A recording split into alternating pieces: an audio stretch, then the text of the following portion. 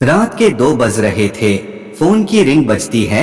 26 साल का राजू नींद से जाग बड़ा खुश होकर फोन को रिसीव करता है। खुश इसलिए होता है क्योंकि उसकी नई नई गर्लफ्रेंड बिना टाइम देखे कभी भी उसको फोन कर देती है। फोन की दूसरी तरफ से आवाज आती है, जन्मदिन मुबारक हो बेटा, आज मेरा बेटा पूरे 26 साल का हो गया है।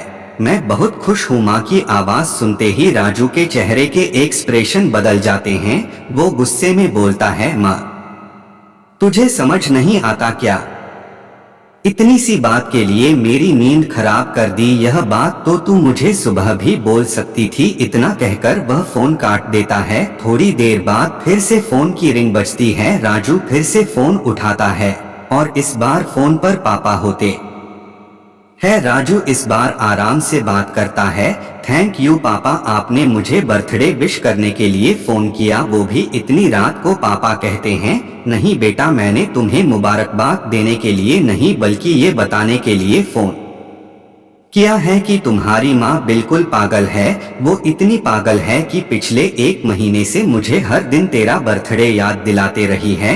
वो इतनी पागल है कि तू हमसे सैकड़ों किलोमीटर दूर है, फिर भी उसने यहाँ पर खुद अपने हाथों से तेरे लिए केक बनाया है। ऊपर से ये जिद कर बैठी है कि जब तक तुझे विश नहीं कर देती तब तक न खुद खाना खाएगी ना मुझे खाने देगी। राजू सब ध्यान से सुन रहा था और उसे ये महसूस भी हो रहा था कि उसने अपनी माँ को फॉर ग्रांटेड ले लिया था। वो बोला, नहीं पापा, माँ बिल्कुल पागल नहीं है। पापा कहते हैं, नहीं बेटा, तू अपनी माँ के पागलपन को नहीं जानता, मैं जानता हूँ। वह तो 26 साल पहले ही पागल हो गई थी जब डॉक्टर ने उसे कहा था या तो हम बच्चे को बचा सकते हैं या आपको। उसने बिना 1 सेकंड भी सोचे बच्चे को बचाने का फैसला ले लिया और मुझे भी कसम देखकर उस फॉर्म पर साइन करने के लिए मना लिया था जिस पर लिखा था उसकी जिंदगी इस ऑपरेशन से खतरे में है और अगर उसे कुछ होता है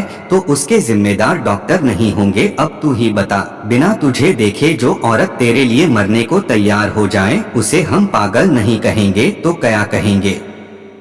इतना कहकर पापा ने भी फोन रख दिया। राजू ने भी अब यह महसूस किया था कि वह जो कर रहा था वो भूल नहीं गुनाह था। हाँ, एक बार किसी इंसान को दुख दो तो कोई बात नहीं, लेकिन भगवान को दुख देना गुनाह ही होता है और माँ भगवान से कम नहीं होती। पश्चाताप के आंसू उसकी आंखों से बह निकले। सवेरा होते ही राजू अपने घर की ओर रवाना हो गया अपने माँ बाप से माफी मांगने के लिए। घर पहुँचते ही उसने पहले माँ से माफी मांगी जिसने उसे गले से लगा लिया। फिर वह अपने पापा से माफी मांगने लगा। पापा ने कहा, कोई बात नहीं बेटा, जा तू वापस चला जा। तेरी माँ हमेशा कहती थी कि तू उसे बुढ़ापे में संभालेगा, लेकिन मैं उसे समझा दूंगा। जैसे आज तक मैं उसे संभालते आया हूँ वैसे ही आगे भी मैं उसका ख्याल रखूंगा। उसे भी यह समझ लेना चाहिए, जो बेटा उसके एक फोन करने से परेशान हो जाए वह उसे उम्र भर क्या संभालेगा। बाप की ऐसी कड़वी बातें सुन राजू की आंखें बहने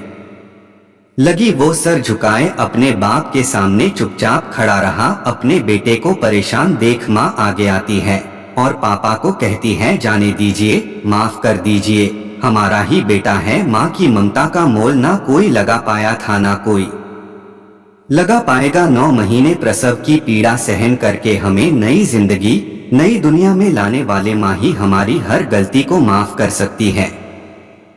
उम्मीद है कि ये कहानी आप लोगों को पसंद आया होगा। पसंद आया तो लाइक शेयर करना ना भूले। इस कहानी में कुछ कहना है तो कमेंट में बताइए और इसी तरह के कहानी सुनने के लिए चैनल को सब्सक्राइब कर लीजिए। पूरी कहानी सुनने के लिए धन्यवाद।